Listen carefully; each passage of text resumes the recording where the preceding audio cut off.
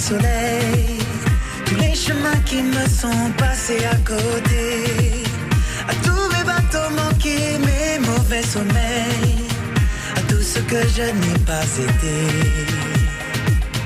Des malentendus, aux mensonges, à nos silences, à tous ces moments que j'avais cru partager, aux phrases qu'on dit trop vite et sans qu'on les pense, celles que je n'ai pas osées.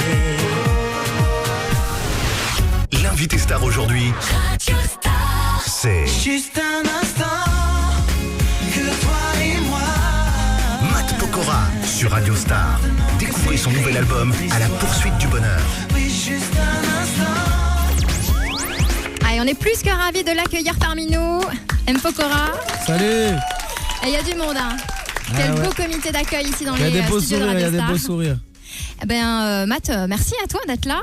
Merci à vous de m'accueillir. C'est toujours un plaisir de descendre dans ma deuxième ville de France préférée après ma ville natale, forcément, Strasbourg. Mais voilà, toujours content de venir ici. Tu connais un petit peu Marseille, t'étais venu déjà au mois de décembre. Ouais, je suis venu en concert et puis voilà, je viens souvent voir mes potes jouer, les joueurs de l'OM, voilà. Donc, bien sûr. Je suis supporter de l'OM, donc voilà, j'essaye de venir de temps en temps pour venir voir des matchs et rendre visite à mes potes ici. On en reparlera tout à l'heure d'ailleurs, yes. de l'OM évidemment en Ligue des Champions. Avec nous évidemment Enzo pour l'interview. Bienvenue, salut à tous. Et Karim Oudjan aussi. Salut Karim. Parce qu'on parlera foot évidemment tout à l'heure. Donc, avec Matt. Donc Mathieu, ça veut dire que t'es, pardon Fanny, ça veut dire que t'es fier d'être Marseillais aujourd'hui ? Ah, je suis fier d'être supporter marseillais. Et en plus, voilà, c'est bien.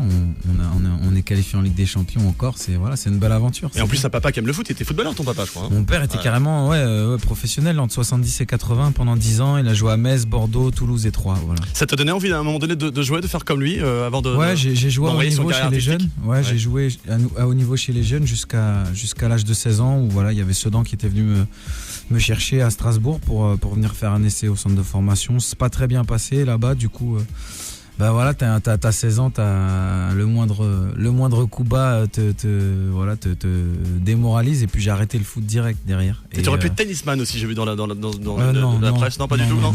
Mais t'as des potes tennisman par contre. J'ai Gaël qui est mon fils, qui est un de mes meilleurs amis. Ouais. Mais juste, il a quand même fait la pelouse d'un grand stade, l'AS Monaco. C'était un match caritatif, mais avec le maillot de Manchester. Voilà, j'étais coaché par Alex Ferguson. Ça va quand même, non ? Ouais, c'est pas mal. Ouais. Je jouais avec Welbeck, avec Evra, Park, tout ça, et contre l'OM justement. Donc contre mes potes, c'était belle expérience. Ouais. Mais quand on fait un métier artistique comme le tien, Matt, on a besoin de se ressourcer, de faire beaucoup de sport. Donc le foot, ça fait partie de ta vie aussi. Peut-être que le week-end, tu joues de temps en temps. Ouais, quand je peux avec mes potes, on essaye de s'organiser un petit match. Je fais aussi pas mal de matchs pour les associations. Justement, ce que j'avais fait cet été avec Manchester, c'était pour l'association de Pascal Olmeta. Ouais. Donc j'essaye régulièrement de taper la balle et d'aller courir un petit peu. Fanny. Puisqu'on parle foot, autant rester dans le foot avec tes réactions justement sur le tirage au sort en Ligue des Champions. Je pense que c'est pas Munich, je pense que c'est pas un si mauvais tirage que ça, parce que je pense qu'on a une équipe pour bien gêner les Munichois. Je vois pas Ribéry s'éclater face à Spilicueta comme il peut le faire devant les grands gabarits allemands tous les week-ends. Et je pense que leur buteur en série, là, Mario Gomez, entre Diawara et Nkoulou, ça va pas être une partie de plaisir non plus. Donc non, je pense que c'est pas un si mauvais tirage que ça. Par contre, il va falloir faire gaffe à Robben, je pense, parce que notre côté gauche, c'est pas notre côté le plus fort, je pense. Et va falloir faire gaffe du côté de Robben et de Lam, qui sont un peu les fers de lance de Munich, et puis voilà. Mais je pense que c'est pas un si mauvais tirage que ça. 93, c'était il y a 19 ans. Ouais. Donc tu avais un petit peu suivi, mais tu étais petit, quoi. Donc petit. Retourner à Munich, c'est pas le même terrain, mais retourner à Munich peut-être pour une finale contre le Milan AC, ça peut se faire. Ça peut être beau, mais j'ai du mal à voir quelqu'un déstabiliser Barcelone encore, si ce n'est le Real. De toute façon, c'est les deux plus fortes équipes. Maintenant, je pense que si on n'a pas un Real Barça, je crois que ça peut pas arriver avant la finale, non ? C'est la finale, ouais. Ça peut être. Donc voilà, finale, je pense qu'on aura une finale Real Barça, parce que je vois pas quelqu'un plus fort que le Barça et le Real aujourd'hui. Ou M Barça, sinon, ça serait sympa.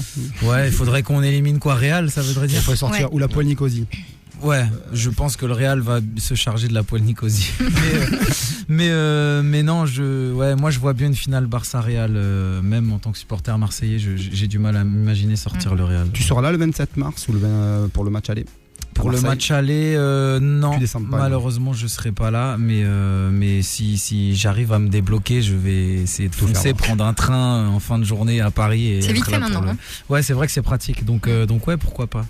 Surtout qu'il y a la promo du nouvel album qui va pas tarder là. Ouais, je suis en plein dedans depuis 10 jours déjà, et puis le nouvel album donc sort lundi, donc une grosse promo, beaucoup de voyages, d'interviews, tout ça, mais voilà, c'est bien, c'est de la bonne dépense d'énergie. Donc l'album s'appelle À la poursuite du bonheur. C'est ça. Un joli titre. Alors toi-même, t'en es où justement par rapport à ça? Est-ce que tu sens que tu te rapproches un peu du bonheur? Moi, ma face. Après, ce que je dis, c'est que chacun conçoit le bonheur comme il l'entend, et moi, ce qui me rend heureux, c'est justement de courir après ce bonheur, c'est de me réveiller tous les matins en ayant des rêves plein la tête, des objectifs, et avoir un but tout simplement dans la vie. C'est ce qui me rend heureux, de me réveiller, de savoir où je veux aller, et puis voilà pourquoi je l'ai appelé À la poursuite du bonheur.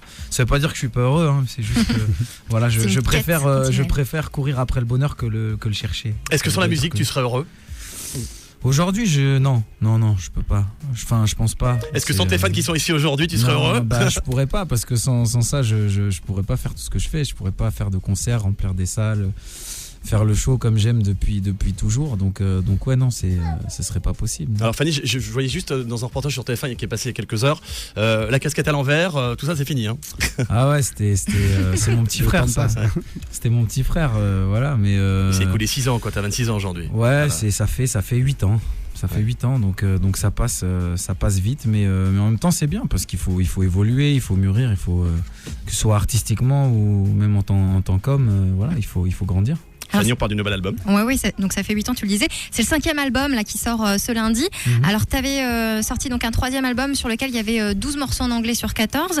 Le 4e, il y avait également une version anglaise de l'album qui était sortie. Ouais. Alors, est-ce que tu prévois quelque chose justement en anglais pour ce 5e album? Non, ce que je fais, c'est là j'ai enregistré un duo récemment avec une artiste polonaise qui fait un carton là-bas, et j'ai fait ça en anglais. Sinon là j'ai tellement de choses à faire en France déjà, jusqu'à fin décembre 2012, avec la tournée, la promo, tout ça, je vais pas pouvoir beaucoup bouger de la France, donc non, je me suis concentré exclusivement sur cet album français cette fois. Et sur cet album, tu es plutôt bien entouré. Tu as notamment fait appel à Mathieu Mendes, c'est ça? Est-ce que tu peux nous raconter un petit peu cette rencontre?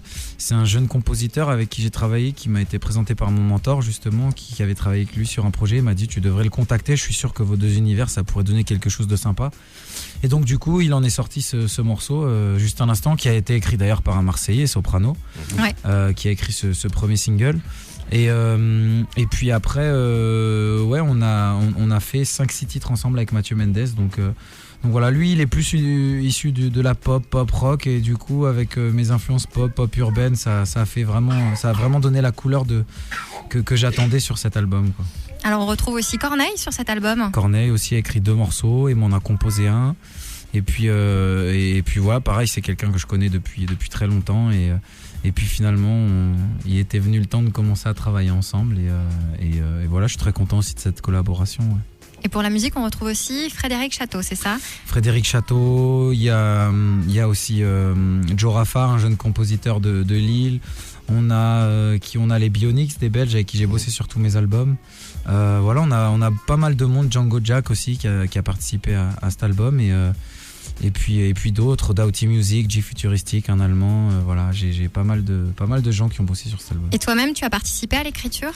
Moi, j'ai participé à l'écriture. J'ai coécrit, je pense, 13 textes sur 15. Et puis j'ai aussi co-composé les 3/4 des morceaux de l'album. Alors comment ça s'est passé justement pour choisir les thèmes, ce dont tu as voulu parler? En général, c'est souvent la musique ou le morceau qu'on compose qui va m'inspirer le thème, et puis cette fois-ci justement, comme j'ai fait appel à des auteurs sur cet album-là, ce qui n'était pas forcément le cas avant, ça m'a permis d'avoir un autre regard et d'avoir de nouvelles idées. Et donc voilà, vraiment la ligne conductrice de cet album, c'était quelque chose je voulais qu'il en ressorte quelque chose de positif. Des messages positifs, de tolérance, d'espoir, de combat, mais combat positif, d'ambition, et voilà, c'était vraiment un peu la trame de cet album, c'était de faire quelque chose de souriant tout simplement, et c'est ce qu'on a voulu mettre dans tous les thèmes de cet album. Le fait d'avoir démarré ta carrière assez tôt, assez jeune, et 26 ans, tu es encore jeune, le fait justement de t'entourer de plus en plus de personnes pour écrire tes textes, c'est important pour toi justement, pas te retrouver dans la peur du vide, la page blanche? Ouais, moi ce qui est important pour moi, c'est de me remettre en question album après album. Ce que j'ai fait sur celui-là en me disant, je pense que si je repars sur un album que je vais écrire tout seul, je vais pas réussir à passer le cap que j'ai envie de passer au niveau des thèmes, et maintenant à 26 ans j'ai envie de commencer à aborder de nouveaux thèmes et de parler de choses où tout le monde puisse se reconnaître dedans. Et pour ça, je sentais pas que j'avais la plume. En tout cas, je pensais pas être capable tout seul d'arriver à ça. Et c'est pour ça que je me suis entouré d'auteurs et que j'ai fait confiance à d'autres personnes pour m'aider à passer ce cap justement au niveau des textes. Matt, on dit de toi que tu es souvent performeur. Ouais. Il se cache quoi derrière le performeur, derrière Matt Pokora? Bon, quelqu'un de cool, de sensible, qui aime, aussi, sensible, oui, forcément. Il faut aussi, une part d'humain dans ce métier, sinon tu peux pas toucher les gens. Si t'es pas quelqu'un d'humain, c'est difficile de durer. J'ai envie de dire, il faut que les gens puissent se reconnaître en toi et dans ce que tu véhicules comme valeur, et puis aussi dans tes émotions. Et pour le coup, il se cache, quelqu'un de tout à fait normal, fan de sport, hein, et voilà, moi, quand je rentre chez moi, j'essaye de faire des choses comme tout le monde. C'est ce qui te permet d'être équilibré, de faire du sport, de voir ta famille, tes proches, les gens que t'aimes, en fait. Les potes, des choses assez simples, hein. Je vais au restaurant, j'essaie d'aller au restaurant comme tout le monde, faire des sorties au cinéma. Bon, les courses, c'est un peu plus compliqué, mais voilà, j'essaye de faire un maximum de choses comme tout le monde, et voilà, de surtout garder les pieds sur terre et de rester le plus proche possible de la réalité. Et ton rapport à la célébrité depuis le début de l'aventure?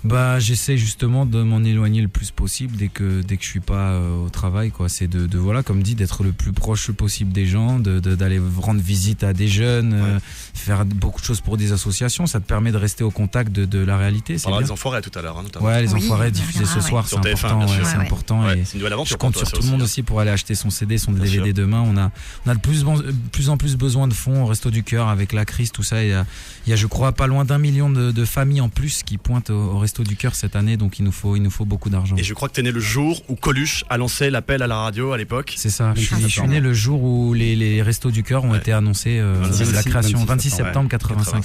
C'est le jour même où Coluche a annoncé la création des Restos du Cœur, et c'était un beau symbole pour moi 26 ans après d'intégrer cette famille, voilà. Tu restes proche de ta région, c'est une belle région, l'Alsace, tu es encore très attaché. J'essaie d'y aller de temps en temps. C'est vrai que c'est pas évident avec la promo, c'est plus ma famille qui vient me rendre visite à Paris. J'y vais pour les fêtes de Noël à chaque fois. J'essaie d'y aller à Pâques si j'ai pas de boulot. Là, ça va pas être possible parce que je serai en répétition de la tournée.